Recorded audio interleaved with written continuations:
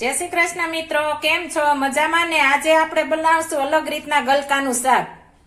જો આપણા ઘરમાં કોઈ ન ખાતું હોય તો આ રીતના બનાવશો તો જરૂર ખાશે. હવે આપણે આને સુધારી લેશું. આપણે ગલકા સુધારી લીધા છે, આ રીતના નાના નાના ટુકડા કરી લીધા છે અને 8 થી 10 કળી લસણ લીધું છે, મેં કટ કરી લીધું છે અને મગની દાળ લઈ લીધી ધોઈને સાફ કરીને. હવે આપણે તેનો વઘાર કરીશું. આપણું તેલ ગરમ થઈ ગયું છે. હવે તેમાં આપણે આ લસણ ઉમેરી દેશું, કટ કરેલું છે તે. તમે વધારે પણ લઈ શકો છો.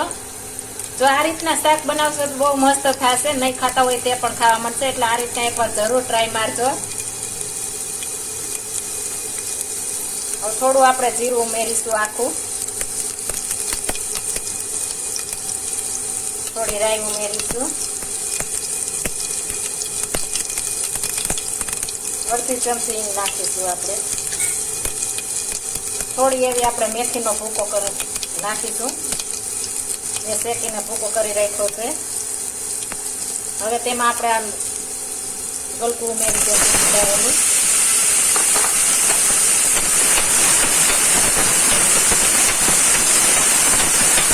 આ રીતના બનાવવાથી ટેસ્ટ બહુ મસ્ત આવે છે. ધીમે તાઈ આપણે આ રીતના ચડવા દેવાનું છે. તેલ છૂટું પડવા માંડે ત્યાં સુધી આ રીતના હલાવી રાખવાનું છે આપણે. લસણ એકદમ લાલ ખાવા દેવાનું છે આપણે, ખાવા દીધી રીતના, તો ટેસ્ટ મસ્ત આવે છે. તેલ છૂટું પડે ત્યાં સુધી આપણે હલાવી રાખીએ ને એટલે ગલકાની જે સુગંધ હોય છે એ વહી જાય છે, એટલે એનો ટેસ્ટ મસ્ત આવે છે. ગલકાની સુગંધ આવે છે તો બાળકો કે મોટા કોઈ ખાતા નથી, એટલે આ રીતના બનાવશું મસ્ત બનશે શાક.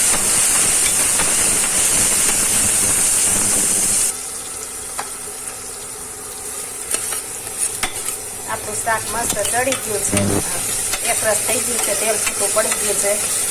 હવે તેમાં આપણે મસાલા ઉમેરી દઈશું. અડધી ચમચી હળદર નાખીશું, 1 ચમચી ચટણી નાખીશું, 1 ચમચી ધાણા જીરું નાખીશું, સ્વાદ પ્રમાણે નિમક નાખીશું અને આપણી મગની દાળ જે ધોયેલ છે ને એ આપણે ઉમેરી દઈશું.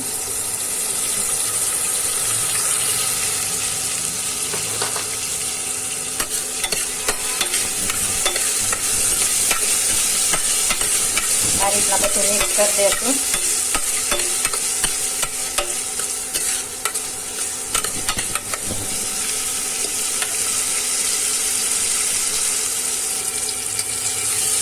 તેલ પાછું છૂટું પડી ગયું છે, આપણે તેમાં આપણે પાણી ઉમેરી દઈશું.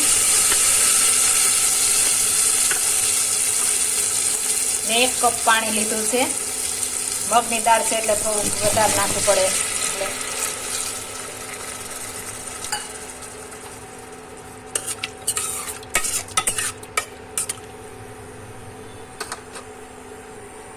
હવે આપણે તેને ઢાંકણું ઢાંકી દઈશું. આપણે 3 સીટી વાગવા દેશું એટલે મસ્ત ચડી જશે. હવે આપણું શાક જોશું ચડી ગયું કે નહીં.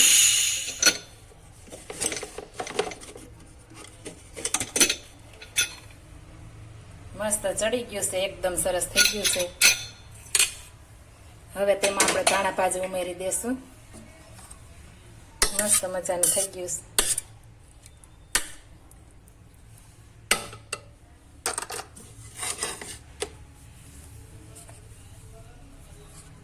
ધાણા ભાજી ઉમેરી દઈશું.